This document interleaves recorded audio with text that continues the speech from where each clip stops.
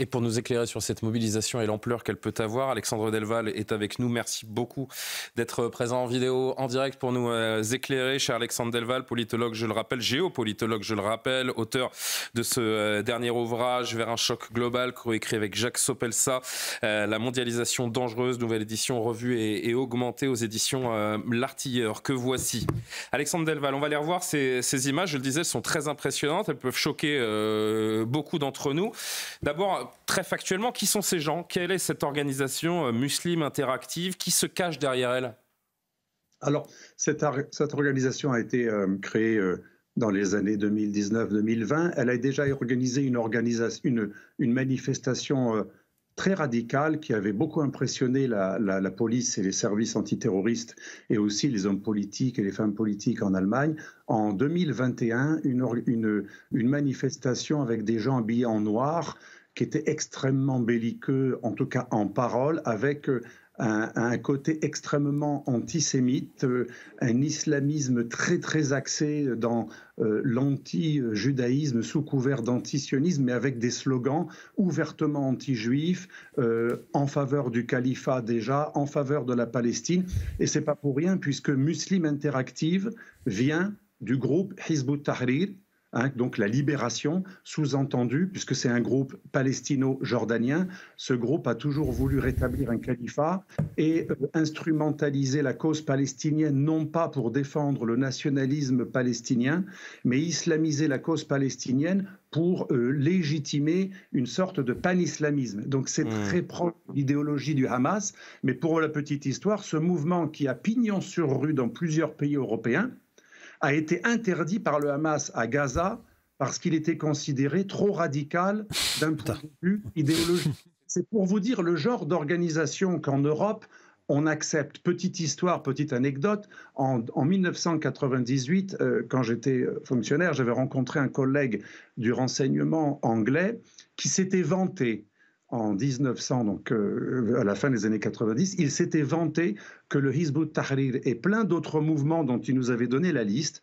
étaient accueillis en toute liberté en Angleterre. Ça, c'est l'Occident. En Occident, il faut savoir que nous accueillons des mouvements que l'Égypte, que le Hamas, que Gaza, que l'Arabie saoudite et même le Qatar interdisent. C'est-à-dire que c'est une situation assez ubuesque. Et pourtant, Hambourg, c'est quand même une capitale de l'islamisme connue depuis très longtemps, puisqu'en 2001, vous le savez que Hambourg était le lieu où se sont organisés, au niveau des réseaux, les 19 personnes du commando du 11 septembre 2001. Qu'on comprenne bien. Pardon de vous couper, Alexandre Delval. Juste une question, pardon de vous interrompre vraiment, mais ça veut dire quoi? Ça veut dire que là, de ce que vous me décrivez, donc plus radical que le Hamas qui a demandé à le faire interdire. Donc on a l'impression qu'on marche sur la tête, que c'est un comble. Ça veut dire quoi? C'est-à-dire que les 1000 personnes qui ont manifesté là, c'est 1000 terroristes en puissance? Non, justement non. Là où le Hizb ut-Tahrir est très malin, c'est qu'il prétend ne pas être djihadiste sur le territoire européen. Il prétend que le djihad a plusieurs formes et qu'en Europe, on va privilégier le djihad du verbe, d'où leur doctrine comme les frères musulmans. D'ailleurs, ils sont une scission des frères musulmans, la lutte contre l'islamophobie. Mais pour ne pas être sous le coup de la loi, ils ont l'intelligence de systématiquement dire qu'ils n'appellent pas au djihad sur le territoire européen. Ils accueillent le djihad, bien sûr, partout dans le monde musulman, puisqu'il ne faut pas oublier que l'objectif numéro 1 des mouvements islamistes, c'est lutter contre les apostats et contre les pays musulmans qui ne sont pas assez musulmans. Donc, dans une certaine cohérence idéologique par rapport à d'autres mouvements islamistes, ils estiment que le djihad fi sabilillah, donc l'impératif du djihad sacré, donc ça veut dire effort, le djihad, c'est pas forcément violent, ils disent qu'en Europe, on va faire un effort verbal et doctrinale et de propagande, alors que dans des pays apostats, et ça c'est les vrais ennemis, le premier ennemi avant l'infidèle, c'est le mauvais musulman. Dans les pays musulmans, on est pour le djihad violent, en Europe, on est pour le djihad du verbe. Et d'où leur slogan, le califat, la lutte contre l'islamophobie, alors qu'en fait, Hambourg a donné des concessions incroyables à l'islamisme politique ces dernières années, l'enseignement de l'islam dans les écoles publiques, beaucoup de concessions ont été faites d'un point de vue de l'état civil, un peu comme en Angleterre, et pourtant, ce n'est jamais suffisant. Ils prétendent, ce mouvement, que Hambourg et l'Allemagne seraient complètement hostiles aux musulmans, sous sous prétexte que les médias n'auraient pas censuré les gens qui sont pour les caricatures. Ce mouvement s'est beaucoup impliqué aussi au Danemark dans la lutte contre les caricaturistes et aussi, bien sûr, contre Charlie Hebdo et compagnie. Le signe de ces images, ce qu'elles nous disent, c'est que l'offensive islamiste n'est plus cachée sur le territoire européen. Ça, c'est assez évident ce que je suis en train de dire. En tout cas, ce sont des images que nous n'aurions pas vues il y a peut-être encore quelques années. Vous avez certainement, Alexandre Delval, je voudrais le montrer à nos téléspectateurs, vu et entendu les mots du ministre plutôt des Affaires étrangères des Émirats Arabes Unis. Il a republié aujourd'hui une vidéo d'il y a 7 ans avec ce commentaire assez lapidaire, vous le voyez, je vous l'avais dit. Voilà ce que le ministre des Affaires étrangères des Émirats Arabes Unis disait il y a 7 années. Absolument, mais... Écoutez-le Alexandre Delval et vous réagissez. Pardon. Et laissez-moi dire ceci en anglais pour que vous compreniez ce que je dis. J'ai la traduction. Non, je sais que vous avez la traduction, mais je veux juste m'assurer que vous comprenez bien. Il viendra un jour où nous verrons beaucoup plus d'extrémistes radicaux et de terroristes venir d'Europe en raison de l'absence de prise de décision, de la volonté d'être politiquement correct ou de la supposition qu'ils connaissent le Moyen-Orient, l'islam et les autres bien mieux que nous.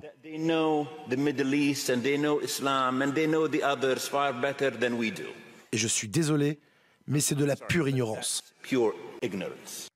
Alexandre Delval, tout est dit ou presque en 20 secondes. En gros, si je résume, ça fait quoi? Ça fait une vingtaine d'années que vous avez des responsables sécuritaires de pays du Moyen-Orient, de pays arabes, qui alertent les Occidentaux, qui nous alertent pour nous dire « Mais qu'est-ce que vous faites à laisser agir ces groupes islamistes que nous avons nous-mêmes interdits ?»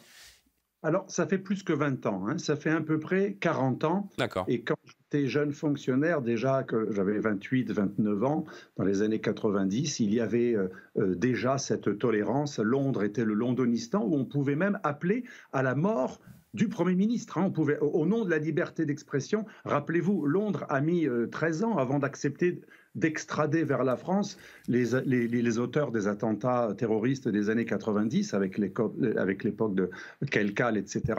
Donc non, ça fait beaucoup plus de temps que ça. Ça fait au moins 40 ans que tous les pays européens, sans exception, ont accueilli des djihadistes. Par exemple, El Souri, le grand djihadiste d'Al-Qaïda qui appelle, vous savez, le fameux appel au djihad mondial, il s'est marié à une Suédoise, il est devenu espagnol, citoyen espagnol. L'homme qui a voulu tuer le roi, l'ancien roi du Maroc, a créé Radio Islam en Norvège. Mais pourquoi on n'écoute pas les gens qui savent de quoi ils parlent, Alexandre Delval? Pardon? Pourquoi est-ce que nous n'écoutons pas les gens qui savent de quoi ils parlent? Mais parce que je me rappelle, un vieux routier du renseignement me disait, quand j'étais jeune fonctionnaire, il me disait « ça sert à rien de faire du renseignement ». Il était très aigri, c'était pourtant un homme gradé.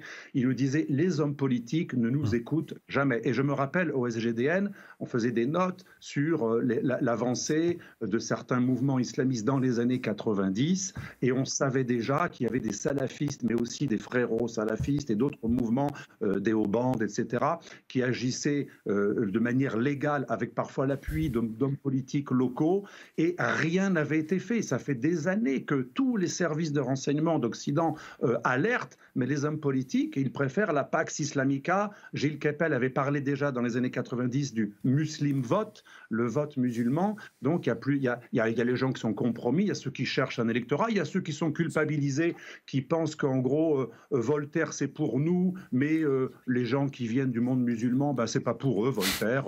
Une sorte de racisme inversé. Pour eux, on va les laisser dans l'obscurantisme, on va même leur offrir de l'obscurantisme.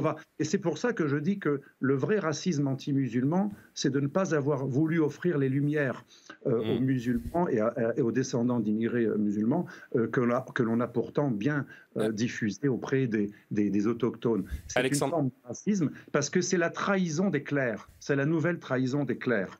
Alexandre Delval, je reviens vers vous pour un dernier mot dans une poignée de secondes. Juste un petit tour en plateau avec François Pupponi, que j'ai vu faire quelques mots au moment où M. Delval s'exprimait. Moi, je partage ce qui est dit. Tout le monde a alerté, tous ceux qui connaissaient un peu, moi j'en ai fait partie, je l'ai dénoncé aussi. Vous dites les politiques. Bien sûr que les politiques ont une responsabilité évidente. Ils n'ont pour certains pas voulu voir, d'autres ont assumé complètement de les laisser place. Mais il ne faut pas non plus sous-estimer la passivité ou la complicité ou de ce que j'appelle moi l'appareil d'État. C'est-à-dire qu'à tous les niveaux, on savait et on a laissé faire, on a même par moments favorisé les choses, pensant qu'en acceptant que ces réseaux-là soient présents, ils allaient s'élever intellectuellement et qu'ils allaient nous respecter, ce qui était une erreur historique. Voilà, donc moi ce que je mets en cause, c'est que globalement notre pays, tous confondus, qui n'avons pas été capables non seulement d'entendre, et quand on a entendu, on a laissé faire volontairement, sciemment, en faisant un pari sur l'avenir qu'on est en train de perdre.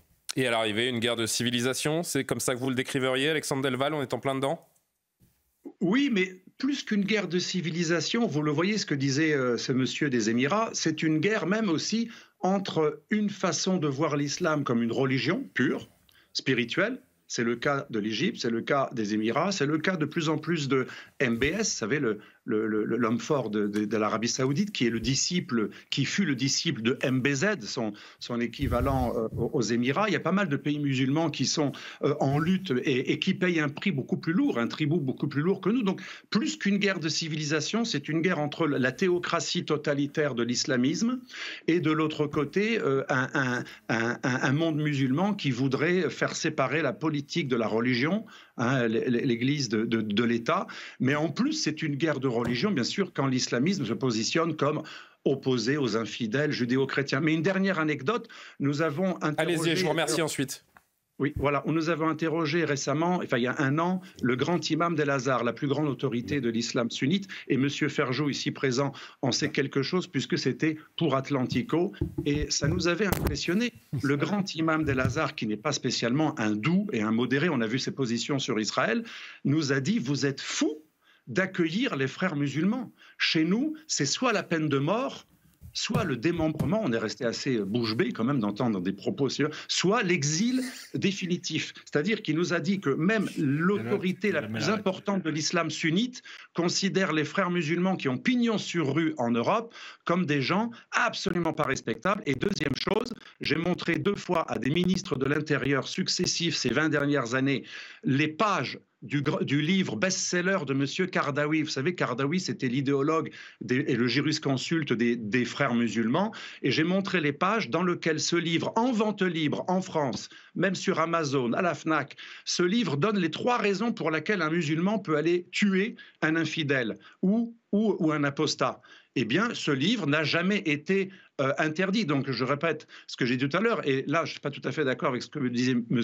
Pouponi, ou plutôt, peut-être qu'on est d'accord sans croire qu'on est d'accord, mais il y a des politiques qui sont des ministres de l'Intérieur, quand vous leur montrez les photocopies des livres best-sellers, parce que le licite et l'illicite de M. Kardawi, c'est pas n'importe quel livre, c'est le best-seller des frères musulmans en Europe. C'est l'homme qui a inspiré l'école où on forme les imams à Château-Chinon. Il y a 3 raisons pour lesquelles on peut tuer quelqu'un dans ce livre, et ce livre n'a été interdit qu'une seule fois par Pasqua, pendant 1 an et demi, et ça a été autorisé dès que M. Pasqua n'était plus ministre de l'Intérieur, c'est-à-dire depuis 30 ans, un livre parfaitement légal, qui est le livre d'une des grandes organisations du Conseil français du culte musulman. À Château-Chinon, on y forme les imams européens. Eh bien, ce livre est en vente libre. Pas besoin de Daesh ou d'Al-Qaïda. Il suffit de lire l'orthodoxie, et M. Kardawi, il a inspiré aussi l'ISESCO. C'est une organisation internationale qui est l'UNESCO de l'islam. C'est l'équivalent de l'OCI eh bien, il est la référence suprême de l'ISESCO. C'est pas gagné. Nos hommes politiques ont été complices. On ne peut pas dire le contraire, car c'est factuel. Merci beaucoup, Alexandre Delval. C'est toujours précieux de vous entendre. Je rappelle que vous êtes co-auteur de ce livre, Vers un choc global, la mondialisation dangereuse, nouvelle édition revue augmentée aux éditions L'Artilleur. C'est assez glaçant de l'entendre également.